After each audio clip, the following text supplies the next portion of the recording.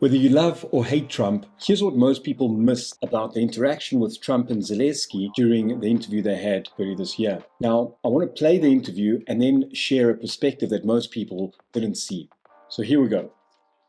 It's a short little piece. A lot of questions. Let's start from the beginning. Sure. First of all, during the war, everybody has problems. Even you, but you have nice ocean and don't feel now, but you will feel it in the future. God bless. You don't know that. God bless. God bless. You will not have a war. Don't tell us what we're going to feel. We're trying to solve a problem. Don't tell us what we're going to feel. I'm not telling you. Because I'm you're in no answering on position this to question. dictate that. So right there, that's all we got to see. So Zelensky said, you're going to feel something in the future. Now, what many people don't know about Trump is that he's very big on positive thinking, on affirming, on creating, on not letting anything get in the way from his mission. So this is not about good or bad or right or wrong. It's about certain principles that Trump uses and his ability to remain focused on a specific outcome. And most people miss this aspect of him.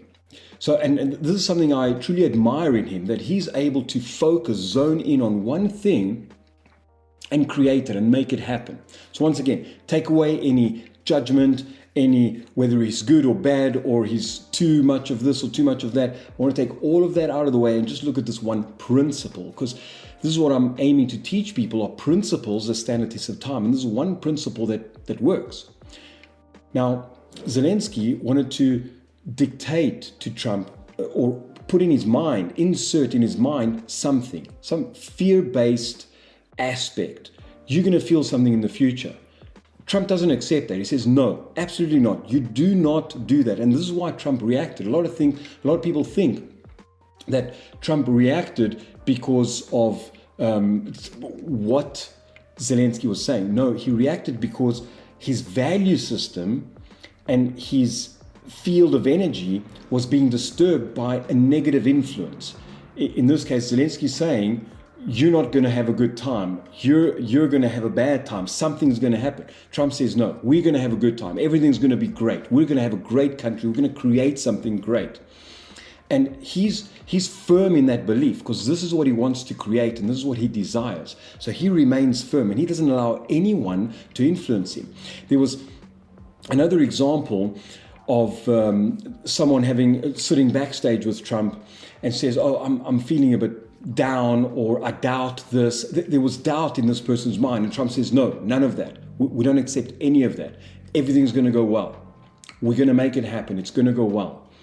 So this is something to understand about Trump and his belief systems, that he's very big on power of positive thinking and Think and Grow Rich and these aspects. He studied it a long time ago. It worked for him and he uses this principle. So he doesn't allow anybody to influence his thoughts and what he's creating. He's going to create something and he's firm on that. So he doesn't allow anyone to get in the way. And he remains firm. He's not in delusion though. He's aware of challenges that will happen. He's aware of how other people might try to influence, how other people might try to stop. He's aware of the dynamics of life.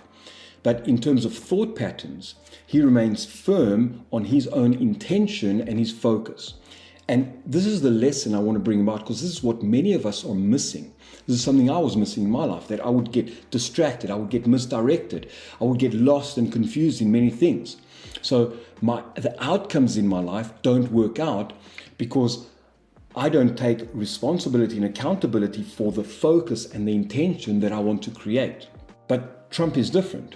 He learned at a very young age that, okay, I want to create something. It's up to me. It's my responsibility.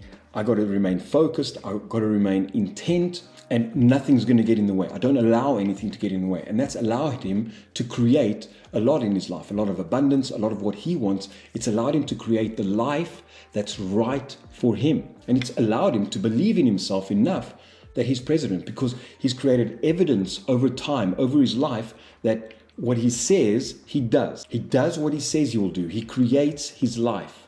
A lot of us, we put our lives outside, on other people. Let's allow everybody else to dictate how we live and what's right for us. And we don't live happy lives. We live miserably.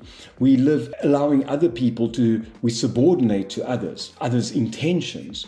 And then we're very easily manipulatable. So we don't raise in power, we don't raise in influence, because we allow ourselves to be influenced all of the time. So there's a lot in this one little clip. There's a lot of lessons. And the one thing I want to, or the few things I'd love for you to take away is, number one, remain firm in your intentions about life and what you want to create. Otherwise, you're going to move around according to the waves of the ocean. And maybe that's not right. Maybe, or to other people's dictates.